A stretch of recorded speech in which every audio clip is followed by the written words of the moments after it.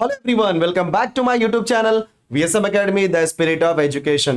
So friends, last lecture में हम लोगों ने फिनिश कर दिया था एक concept that is what consistency of the equation.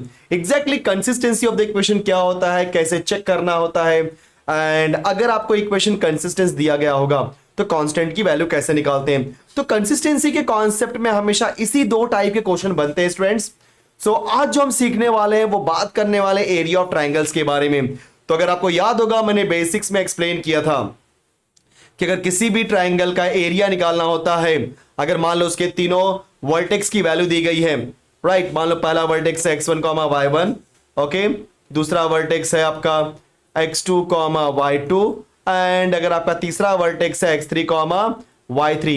तो उन चीजों को ध्यान में रखते हुए बोलो हमारा एरिया क्या होता है स्टूडेंट्स. यस, 1/2. यस बोलो फटाफट, 1/2 x1 x2 x3 y1 y2 y3 and 1 1 1.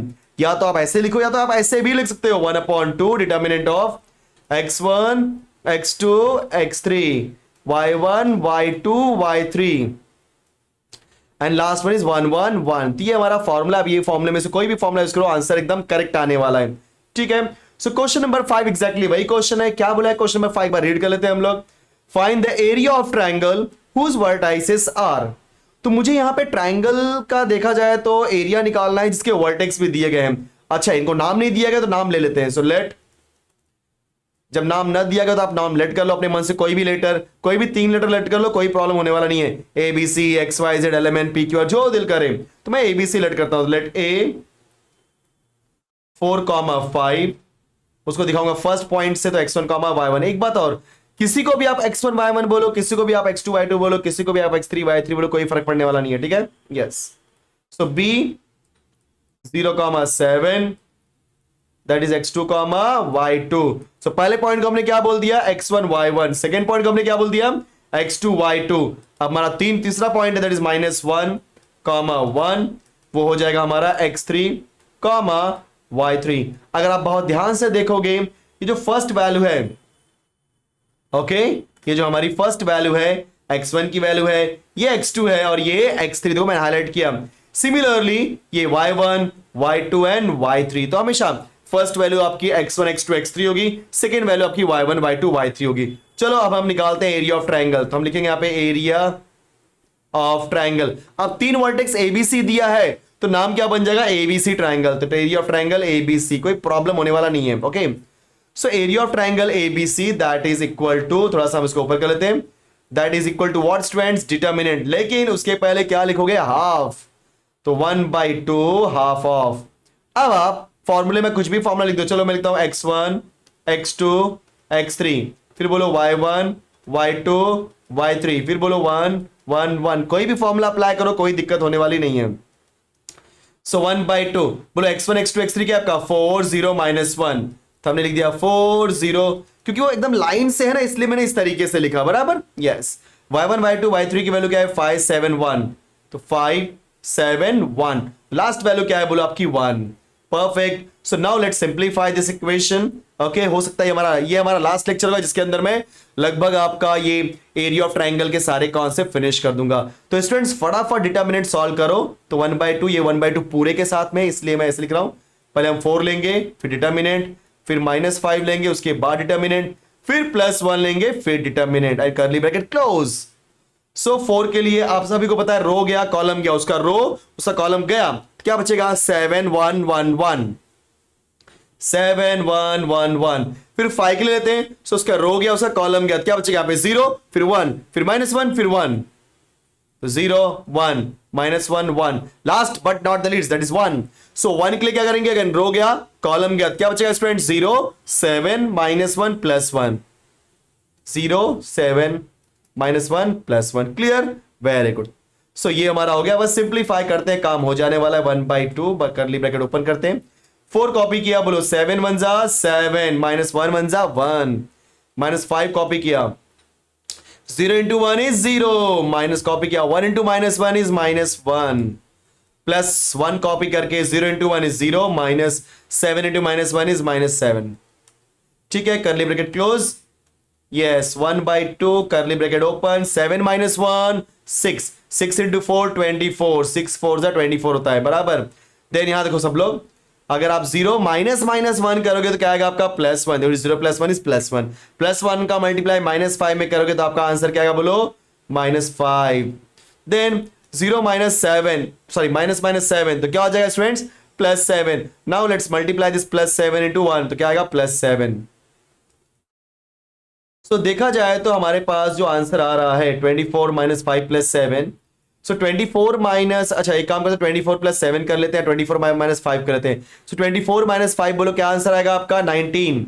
So 1/2 right ना इनटू, तो यहां पे जब हमने सिंप्लीफाई किया 24 - 5 इज 19, 19 + 7 इज 26, तो मैं डायरेक्टली लिखता हूं 26। ठीक है चलो कट करते हैं, 2 1 जा 2 1 जा 2 3 जा, इसका मतलब क्या मिला आपको 13 स्क्वायर, क्योंकि एरिया है ना तो स्क्वायर यूनिट्स। आपके पास यहां पे कोई यूनिट होगा नहीं क्योंकि सेंटीमीटर मीटर यहां पे नहीं दिया ना, क्योंकि हमें कोऑर्डिनेट्स दिए गए तो इसलिए आप लिख दो यूनिट्स। ठीक है so this is what area of triangle ABC. तो गाइस इसी तरीके से आप बाकी के क्वेश्चन भी सॉल्व कर सकते हो। मतलब ये जो सेकंड क्वेश्चन है, थर्ड क्वेश्चन है, तो सेकंड वाले में कुछ नाम ले लो, मान लो पी क्यू आर ले लिया तो पी की वैल्यू क्या होगी 3,2, क्यू की वैल्यू -1,5, देन आर की वैल्यू -2, -3। राइट उसके पास पहले वाले को x1 y1, सेकंड वाले को x2 y2, थर्ड वाले को x3 y3। परफेक्ट। सो इसी तरीके से हम थर्ड क्वेश्चन भी कर लेंगे तो कोई दिक्कत नहीं होनी चाहिए। लगभग 0 है, जितने देखो जीरो एक्स्ट्रा होंगे उतना अच्छा रहता है। ठीक है टेंशन मत लो। चलो question number 5 completed. Now let's move to the question number 6। अच्छा क्वेश्चन लग रहा है मुझे। क्या बोला है, find the value of k if the area of triangle with the vertices, that is नाम दे दिया यहां पे a is equal to k, 3, b की वैल्यू दी हमें -5, 7 और c की वैल्यू दी हमें -1, 4। सो पहले वाले को हम बोल देते हैं x1, y1, दूसरे वाले को x2, y2 एंड तीसरे वाले को बोलो क्या होता है x3, y3। Perfect yes. सो अब हम क्या बोलेंगे, ध्यान देना सब लोग। सिंस एरिया ऑफ ट्रायंगल कितना दिया आपको 4 स्क्वायर यूनिट्स, ये दिया ना 4 स्क्वायर यूनिट्स, 4 स्क्वायर यूनिट्स। अब सभी को पता है अगर आपको एरिया ऑफ ट्रायंगल निकालना है तो बोलो क्या हो जाएगा हाफ इंटू डिटर्मिनेंट ऑफ, याद है फॉर्मूला x1, फिर बोलो क्या लिखोगे x2, राइट। सो x1 x2 x3, फिर यहां पे y1 y2 y3, उसके बाद क्या करेंगे हम 1 1 1 करते हैं, दैट इज इक्वल टू, ध्यान देना एक चीज मैं को बताना चाहता हूं। ओके स्टूडेंट्स, सो यहां पे जब मैं इक्वल टू के बाद लिखने वाला, ध्यान देना मैं क्या बोलने वाला हूं। जब मैं इक्वल टू के बाद लिखूंगा तो ये मेरा वैल्यू क्या आना चाहिए 4, बट मैं लिखूंगा +-4। अब बोलोगे सर ये क्या हो गया एग्जैक्टली, आपने +-4 क्यों लिखा, उसका रीजन है देखो। एरिया हमारा पॉजिटिव आएगा है कि नहीं, एरिया हमेशा प्लस आएगा, लेकिन जो के की वैल्यू है वो तो कुछ भी हो सकती है, क्योंकि ऐसा इसलिए होता है। देखो यहाँ पे सिंपल सा फंडा, अगर मैं एक ट्रायंगल बनाता हूं यहाँ पे, ठीक है, तो ये ट्रायंगल आप इस तरीके से, मतलब मान लो आपने इस तरीके से बनाया तो ट्रायंगल आपका यहां पे भी हो सकता है अगर के मिसिंग है, और ट्रायंगल हो सकता है आपका यहां पे भी आ जाए। सो देखा जाए तो मेरा पॉइंट यहां पे चेंज हो रहा है। सो ट्रायंगल के होने के मल्टीपल चांसेस हो सकते हैं, मल्टीपल इन द सेंस कि आपका कहां पे वैल्यू आ रही है उसके हिसाब से 2 चांसेस हैं पॉसिबिलिटी, इसलिए यहां पे एरिया हमारा पॉजिटिव आएगा, बट के की वैल्यू यहां पे कुछ भी हो सकती है, प्लस में भी हो सकती है और माइनस में भी, तो जिसकी वजह से डिटरमिनेंट हमारा प्लस भी हो सकता है माइनस में भी हो सकता है, क्योंकि डिटरमिनेंट तो कुछ भी आ सकता है, प्लस में आए माइनस में क्या फर्क पड़ता है। लेकिन जब हम बात करेंगे एरिया के बारे में तो हम बोलेंगे कि since it is area of triangle तो हमेशा क्या आएगा प्लस। क्लियर, तो इस चीज को ध्यान रखना है स्टूडेंट्स, आपका जो डिटरमिनेंट होता है हमेशा रखना उसकी वैल्यू या तो प्लस में आती है या तो माइनस में, राइट। इसलिए हमने यहां पे क्या ले लिया +-4। सो 1/2 को हम भेजते हैं लेफ्ट में, सो डायरेक्टली क्या हो जाएगा इज इक्वल टू +-8। प्लीज ये पॉइंट बहुत ध्यान देना कि यहां पे एरिया हमारा पॉजिटिव है, बट जो डिटरमिनेंट की वैल्यू आएगी वो प्लस भी आ सकती है माइनस भी आ सकती है। इस चीज को ध्यान में रखते हुए हमने यहां पे क्या कर दिया +- लिया, ठीक है। चलो x1 x2 x3 की वैल्यू लिख देते हैं फटाफट। सो बोलो x1 की वैल्यू यहां पे क्या होगी, सबको पता है ये चीज, k -5 - 1, k -5 - 1, और y1 y2 y3 क्या है 3 7 4, सो 3 7 4, लास्ट में 1 1 1, बस डिटरमिनेंट सॉल्व करो और k की वैल्यू आ जाएगी। सो पहले हमने क्या ले लिया k, सॉरी, उसके बाद डिटरमिनेंट का साइन, ओके, फिर ले लिया मैंने -3, फिर डिटरमिनेंट का साइन, फिर हमने ले लिया +1, उसके बाद फिर से डिटर्मिनेंट का sign and that is equal to +-8। ठीक है, सो आई थिंक यहां तक वो समझ में आ गया। चलो, जब के लेंगे तो उसका रो उसका कॉलम छिपा देंगे तो क्या बचेगा आपका 7141, सॉरी 7141। फिर 3 लेंगे उसका रो गया उसका कॉलम गया, यहां क्या बचेगा आपका -5, फिर लास्ट में +1, फिर यहां के लास्ट में -1 और यहां के लास्ट में +1। फिर +1 लिया उसका रो उसका कॉलम जाएगा तो क्या बचेगा यहाँ पे -5, फिर 7, फिर -1 और उसके बाद 4। Very nice, very good. तो आई थिंक हमने सब कुछ सही किया हुआ है। यस, एकदम परफेक्ट। चलो सॉल्व करते हैं डिटरमिनेंट और अपना आंसर आ जाएगा। तो के कॉपी किया, 7 1 जा 7, -4 1 जा 4, -3 कॉपी किया तो -5 × 1 इज -5, फिर -1 × -1 इज -1 होता है, बट यहां पे माइनस होने की वजह से माइनस इंटू माइनस प्लस, तो मैं डायरेक्टली करता हूं +1 कॉपी कर दिया यहाँ पे। -5 × 4, -5 4 जा 20, -20। फिर 7 × -1 इज -7, बट ऑलरेडी माइनस होता है तो क्या हो जाएगा माइनस प्लस, मतलब +7 इज इक्वल टू +-8। तो अब इसके बाद क्या हो जाएगा, इसको हम देख लेते हैं। 7 - 4, बोले 7 - 4 क्या होता है 3, 3 × k इज व्हाट 3k, 3 × बोलो क्या हो जाएगा आपका 3k। नाउ 5 - 1, अब यहां देखो यहाँ पे, सो 5 - 1 की बात करेंगे। सो 5 - 1 क्या होता है -4, -4 × -3, 3 4 जा +12 हो जाएगा। ठीक है, अरे मैं ये क्या कर दिया +12, तो -4 + 1 is -5 + 1 is -4। Yes yes. Now -20 + 7, तो -20 + 7 कितना होता है -13, तो आंसर आएगा -13 इज इक्वल टू +-8। अब हम क्या करते हैं यहाँ पे 3k, 12 - 13 is -1 is equal to +-8। अब हम -1 को भेजते हैं राइट में, सो क्या हो जाएगा 3k इज इक्वल टू +-8 +1। अब इसको दो पार्ट में डिवाइड करना पड़ेगा, एक बार प्लस एक बार माइनस। सो क्या हो जाएगा 3k इज इक्वल टू +8 +1 और 3k is equal to -8 +1। So now k is equal to 9, sorry 3k is equal to 9, so k की वैल्यू हो जाएगी 9/3। सो फाइनली k की वैल्यू क्या रही स्टूडेंट्स 3। वेरी नाइस, थोड़ा सा मैं इसको ऊपर करता हूं। यस, यहाँ पे k की वैल्यू बोले मुझे क्या मिल रही है, जी हाँ 3 और 3k इज इक्वल टू -7 और k इज इक्वल टू -7/3।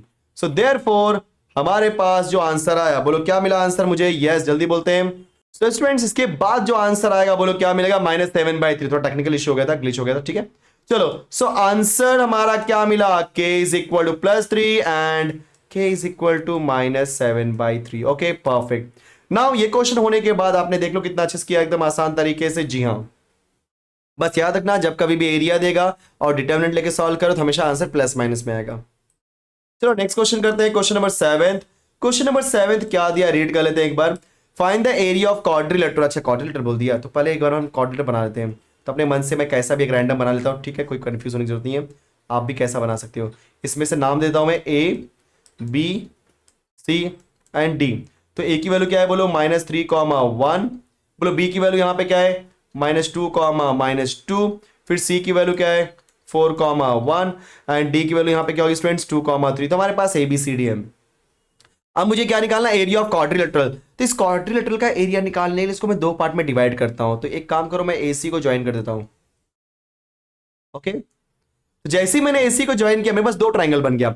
एक तो नीचे वाला ट्राइंगल बना जो कि है आपका ABC और एक ऊपर बना जो कि बोलो क्या है आपका ADC। तो अगर मैं दोनों ट्राइंगल का एरिया निकाल दूं, क्योंकि ABC निकालने के लिए मेरे पास A चाहिए, B चाहिए, C चाहिए, तीनों पॉइंट है। बाय यूजिंग एरिया ऑफ फॉर्मूले हम निकाल लेंगे। उसी तरीके से ADC के लिए भी A, D और C तीनों पॉइंट है। सो मेरे कहने का मतलब यहां पे ये है कि यस स्टूडेंट्स, हम लोग यहां पे क्या बोलेंगे, area of quadrilateral ABCD that is equal to area of triangle. तो ट्राइंगल के लिए मैं एक काम करता हूं, शॉर्टकट वाला फॉर्मूला। यस, ट्राइंगल पहले लेते हैं, नीचे वाला है triangle ABC plus area of triangle what ADC। सो बोलो क्या हो जाएगा, half determinant plus half determinant. तो पता है ना पहले क्या होता है हमारा x1 x2 x3 y1 y2 y3 1 1 1। चलो सो अगर सॉरी, अगर मैं ABC की बात करूंगा तो x1 x2 x3 की वैल्यू क्या होगी, ध्यान देना सॉरी एक मिनट, हाँ, -3 -2 4। सो बोलो क्या आंसर आएगा आपका, -3 -2 एंड 4। अब हम y की बात करेंगे तो बोलो y की वैल्यू क्या आ रही है, +1 -2 एंड +1।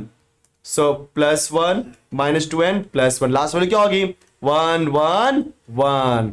अब हम बात करते हैं एडीसी के बारे में। सो अगर आप एडीसी को ध्यान से देखोगे, राइट, तो एडीसी में x1 की वैल्यू क्या होगी, -3, फिर यहां पे ले लो 2 और यहां पे ले लो 4। सो बोलो क्या आएगा आपका, -3 2 4, -3 2 एंड 4। उसके बाद क्या आएगा, 1 3 1। सो 1 3 1 and the last value is 1 1 1। तो फटाफट डिटरमिनेंट सॉल्व करते हैं और हमारा आंसर एकदम सामने से आ जाएगा फटाफट। सो पहले हमने लिया 1/2 कर्ली ब्रैकेट, क्योंकि आपको पता है -3 लेंगे डिटर्मिनेंट, -1 लेंगे डिटर्मिनेंट, फिर +1 लेंगे और डिटर्मिनेंट। उसके बाद नीचे लिख रहा हूं मैं स्टूडेंट, ध्यान देना, फिर +1/2 कॉपी किया सेकंड वाले के लिए, राइट। तो सेकंड वाले भी हम सेम तरीके से करेंगे, तो बोलो क्या होगा स्टूडेंट्स, यस, -3 डिटर्मिनेंट, फिर +1, सॉरी -1 आएगा ना इसके अंदर, यस। सो -1 फिर डिटर्मिनेंट और लास्ट में क्या आएगा, +1, उसके बाद डिटर्मिनेंट। चलो अब हम सॉल्व करते हैं डिटर्मिनेंट के लिए। सो पहले वाली वैल्यू की बात करेंगे, रो गया कॉलम गया, क्या बचेगा आपका, -2 1 1 1। फिर -1 के लिए रो गया कॉलम गया, तो -2 1 4 1 एंड द लास्ट के लिए भी रो गया कॉलम गया, तो क्या बचेगा आपका, -2 4 1। सो एक बार फिर से हम वेरीफाई कर लेते हैं, -2 1 1, फिर -2 1 4 1, फिर -2 4, एकदम परफेक्ट। अब सेकंड वाले की बात करेंगे, मतलब देखो इसके बारे में, राइट, यस।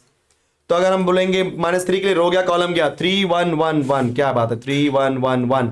फिर -1 के लिए रो गया कॉलम गया, 2 1 4 1। देखो ऑलरेडी मैंने पीछे ना बहुत कुछ सिखाया इसमें, तो आप ऑलरेडी पीछे का लेक्चर देखो, आपको मालूम पड़ जाएगा मैं डिटरमिनेंट सॉल्व कैसे करता हूं, ठीक है। सो क्या आएगा, बोलो 2 1 4 1। लास्ट वन के लिए रो गया कॉलम गया। सो स्टूडेंट्स रो गया कॉलम गया, तो क्या बचेगा आपका, जी हां 2 3 4 1, राइट। सो -3 के लिए 3 1 1 1, 1 के लिए 2 1 4 1 और लास्ट वन के लिए 2 3 4 1, एकदम परफेक्ट, यस। बस सिंप्लीफाई करो, काम खत्म हो चुका है। 1/2 -3 हमने कॉपी किया, -2 into 1 -2, देखो 1/1 इसको सॉल्व करेंगे, फिर इसको, तो पहले वाले को सॉल्व कर रहे हैं हम लोग। तो -2 into 1 इज -2 -1, फिर -1 कॉपी किया, -2 into 1 इज -2 -4, फिर +1 कॉपी किया, -2, फिर माइनस माइनस प्लस जाएगा 4, क्योंकि 4 2 -8 आएगा, -+8। देखो थोड़ा बहुत शॉर्टकट तो करना पड़ेगा, है कि नहीं। तो यहाँ पे +1/2 लिख देता हूँ नीचे, क्योंकि आगे लिखूंगा तो थोड़ा सा मैं बीच में आ सकता हूँ आपके, यस। सो -3 कॉपी किया हमने, 3 1 3 -1 कॉपी किया, 2 1 2 -4, फिर यहाँ पे मैं +1 लिखना भूल गया जोश में आकर के, यस। ठीक है कोई बात नहीं, चलो कोई दिक्कत इसमें होने वाली नहीं है। सो 1 लिया हमने, +2 1 2 -3 4 12, राइट। आई होप कि मेरा कैलकुलेशन परफेक्ट जा रहा है, ठीक है, कुछ गलती नहीं होनी चाहिए, क्योंकि बीच में थोड़ा सा टेक्निकल इशू हो जाता है बीच में, क्योंकि कोई दिक्कत नहीं इसमें। सो 1/2 -2 -1 is -3, -3 into -3 that is +9, -2 -4 is -6, -6 into -1 is +6, then 8 -2 is 6, 6 1 6, perfect, +1/2, 3 -1 is 2, 2 3 is -6, 2 -4 is -2, -2 into -1 is +2, then student क्या आएगा आपका, 2 -12, 2 -1 होता है -10, -10 into 1 is -10। सो इतना होने के बाद देखते क्या वैल्यू आती है हमारी, 1/2 हमने कॉपी किया, बोलो 9 + 6 + 6, तो 9 + 6 is 15, ओके, एंड 15 + 6 होता है आपका 21, ठीक है, प्लस हाफ कॉपी किया हमने, बोलो -6 + 2 is -4, -4 -10 -14। देखो बताया था मैंने ना, आपका एरिया प्लस में भी आता है माइनस में भी आता है, यहाँ पे एरिया माइनस में आ रहा है, but area can not be negative, यहाँ लिखते हैं सिंस, यहाँ पे लिखता हूँ since area can not be negative. और एक बात और, कई लोग पूछेंगे सर ये अपना एरिया माइनस में क्यों आता है, तो सुनो वैल्यू सेम आएगी। क्या होता है ना, कभी कभी हमने जैसे यहाँ पे एडीसी लिया, हो सकता है कि अगर मैंने ऊपर देखो सब लोग ऊपर, यस, यहाँ पे मैंने एडीसी लिया, हो सकता है अगर मैंने एसीडी का कॉम्बिनेशन लिया होता तो मेरा आंसर प्लस में आता। तो कॉम्बिनेशन उल्टा होने की वजह से आपका आंसर नेगेटिव में आएगा, लेकिन याद रखना वैल्यू सेम आएगी, सिर्फ आपका साइन प्लस या माइनस हो सकता है, तो घबराने की कोई जरूरत है नहीं, ठीक है। यस, यहां पे बोलना कि area can not be negative, therefore that is equal to 1/2 21 plus 1/2 plus 14। I think सबको समझ में आ क्या हो गया, तो घबराने की कोई जरूरत नहीं है। जिसका प्लस 14 आता है बहुत अच्छी बात है, क्योंकि उन्होंने सीक्वेंस अलग लिया होगा। अगर मैंने जो सीक्वेंस लिया है और इस सीक्वेंस में आप सॉल्व करते हो तो आपका आंसर माइनस में आ रहा है, तो हमें बोलना है कि area can not be negative, therefore plus 14। सो यहां से हम चाहिए तो 1/2 कॉमन ले लेते हैं, 21 प्लस 14 बचेगा। सो फाइनली 1/2 कितना का 4 + 1 5, 2 + 1 3 35। तो आपका आंसर बोलो क्या आएगा, 35 डिवाइड बाई 2 स्क्वायर यूनिट्स। अगर आपको चाहिए तो आप इसको पॉइंट में कन्वर्ट करो, उधर कोई बात नहीं है, ठीक है।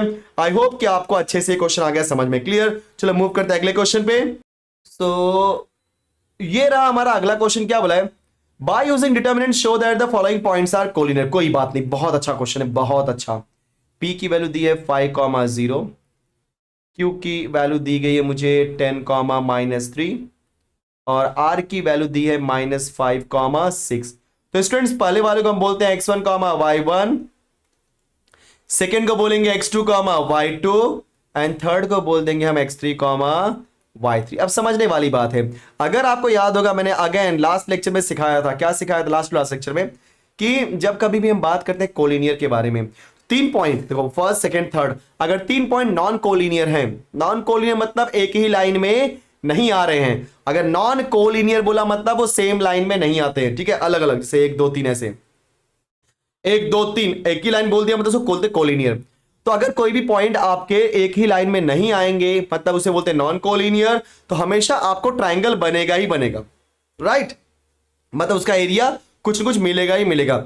लेकिन सोचो अगर आपके पॉइंट हो जाए कोलिनियर, मतलब सारे पॉइंट्स एक ही लाइन में आएंगे, अगर स्टूडेंट सारे पॉइंट एक लाइन में आएंगे ट्रायंगल नहीं बनेगा, तो ट्रायंगल का एरिया क्या हो जाएगा, 0।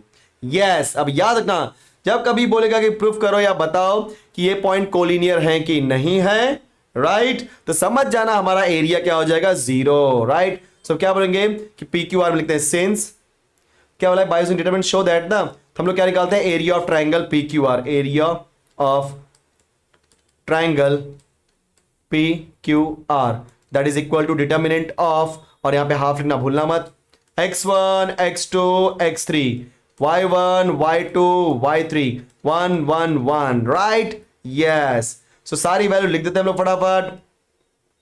सो बोलो 1/2 कॉपी किया, डिटर्मिनेंट की वैल्यू क्या हो जाएगी, 5 10 -5, देन स्टूडेंट्स क्या होगा आपका 0 -3 6 1 1 1। ओके, सो अब हमें सिंप्लीफाई करना है, तो दैट इज इक्वल टू 1/2 हमने कॉपी किया, लगा दिया एंगल ब्रैकेट दैट इज करली ब्रैकेट, पहले लेंगे 5 डिटर्मिनेंट -0 डिटर्मिनेंट +1 डिटर्मिनेंट। एक्चुअली 0 के लिए तो सॉल्व करना ही नहीं चाहिए क्योंकि 0 इंटू एनीथिंग 0 होता है, बट ठीक है दिखा देते हैं ना, कोई दिक्कत नहीं। चलो, सो 5 के लिए रो गया कॉलम गया, क्या बचेगा -3 1 6 1, बराबर ना, -3 1, देखो 5 का रो उसका कॉलम खत्म, क्या बचा -3 1 6 1।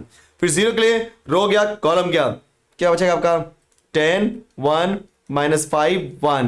लास्ट 1 की बात करेंगे, रो गया कॉलम गया स्टूडेंट्स, तो क्या बचेगा आपका 10 -3 -5 एंड 6। देखा आपने, एकदम आसान क्वेश्चन है, 1 के लिए रो गया कॉलम गया, तो क्या बचेगा 10 -3 -5 एंड 6, परफेक्ट। ना 1/2 कॉपी किया हमने, 5 हमने कॉपी कर दिया, 3 1 -3 -6। अब ये 0 इंटू एनीथिंग 0 होता है, सॉल्व करने मत भागना कि सर 10 इंटू 1 इज 10, फिर -5, अरे पागल हो क्या, 0 का मल्टीप्लाई किसी भी नंबर में करोगे तो आंसर 0 आने वाला है, तो वहां पे टाइम क्यों वेस्ट करना सॉल्व करके। यस, +1 10 6 60 -3 5 15 होता है, तो +15 हो जाएगा, ठीक है। यस, सो हो जाएगा -3 -6, तो 1/2 पहले कॉपी कर लो, -3 -6 इज -9 9 5 45, तो -45। 60 -15 बोलो कितना होता है, 45 45 इंटू 1 इज +45। लो क्या बात है, -45 +45 0 एंड 0 इंटू एनीथिंग क्या हो जाएगा, 0। मतलब यहां पे ट्राइंगल PQR का एरिया क्या हो गया, 0। अगर ट्राइंगल PQR का एरिया 0 है तो जो पॉइंट P और Q और R होंगे, मैं फिर से बोल रहा हूं, यहां पे जो मैंने ट्राइंगल PQR का एरिया निकाला वो मुझे क्या निकाला, 0 निकाला। तो जीरो होने की वजह से स्टूडेंट्स जो पॉइंट पी क्यू आर होगा वो नॉन कॉलिनियर है, क्योंकि एरिया जीरो आ रहा है, मतलब ट्रायंगल बना ही नहीं है। अगर ट्रायंगल बना ही नहीं है मतलब वो नॉन कॉलिनियर नहीं है, समझो। क्योंकि ट्रायंगल बनना, देखो जैसे ये देखो ऐसे 3 पॉइंट आ गए 1 2 एंड 3, तभी तो ट्रायंगल बनेगा ना। तो जब ट्रायंगल बना ही नहीं तभी तो एरिया जीरो आ रहा है, और एरिया जीरो होने की वजह से ट्रायंगल नहीं बना। ट्रायंगल नहीं बना मतलब पॉइंट आपके नॉन कोलिनियर नहीं है, मतलब क्या है, collinear. Yes, so therefore points P Q and R collinear, समझ गए। यस, तो इस तरीके से स्टूडेंट्स हम चेक करते हैं। क्लियर, चलो वेरी गुड। चलो अगले मूव करते हैं अगले क्वेश्चन की तरफ। लास्ट क्वेश्चन है हमारा इस एक्सरसाइज का। अरे ये तो इजी लग रहा है मुझे, क्योंकि वर्ड प्रॉब्लम है ना। The sum of 3 numbers is 15। चलो solution, let 3 numbers be x, y and z। Sorry, the sum of first 3 number is 15, मतलब तीनों नंबर को ऐड करने से आपका आंसर कितना आ रहा है, 15 आ रहा है। मतलब क्या हो जाएगा आपका x plus y plus z is equal to 15। ठीक है, आगे क्या बोला है, if the second number is subtracted, यहां पे फर्स्ट नंबर x है, सेकेंड नंबर y है, थर्ड नंबर z है। If the second number is subtracted from the sum of first and third, तो बच्चों यहां पे फर्स्ट और थर्ड क्या है, x and z, x and z।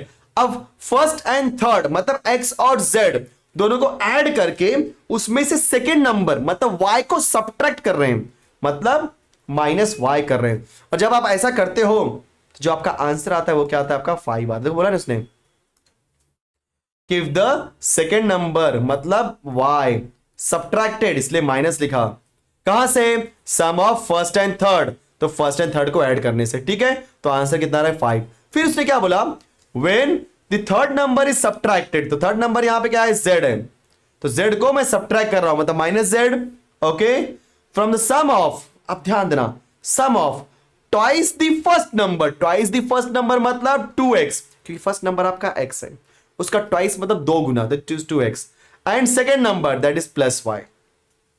उसने क्या बोला, थर्ड नंबर को हमें सब्ट्रैक्ट करना है, किस में से सब्ट्रैक्ट करना है, सम में से। वो सम किसका रहेगा, 2 गुना x का और y का, तो 2 गुना x मतलब 2x और y मतलब y, तब आंसर कितना मिलेगा आपको 4। Okay, so therefore equation becomes, तो जब मैं इक्वेशन को बोलूंगा देयरफॉर इक्वेशन बिकम्स, राइट, सो हमारी वैल्यू क्या हो जाएगी, समझने वाली बात है स्टूडेंट्स यहाँ पे, इक्वेशन बिकम्स, क्योंकि हमारे पास जो भी वैल्यू होगी हमेशा उसको ध्यान देना है कि सबसे पहले आपका होना चाहिए x, फिर y, फिर z is equal to 15 that is constant, फिर x, फिर minus y plus z is equal to 5, and the last but not the least what, 2x plus sorry यहाँ पे पहले हम लोग y लिखेंगे, यस, उसके बाद minus z is equal to 4। So ऐसा मैंने क्यों किया स्टूडेंट्स, क्योंकि अब हमारे पास 3 इक्वेशन आ गए, राइट।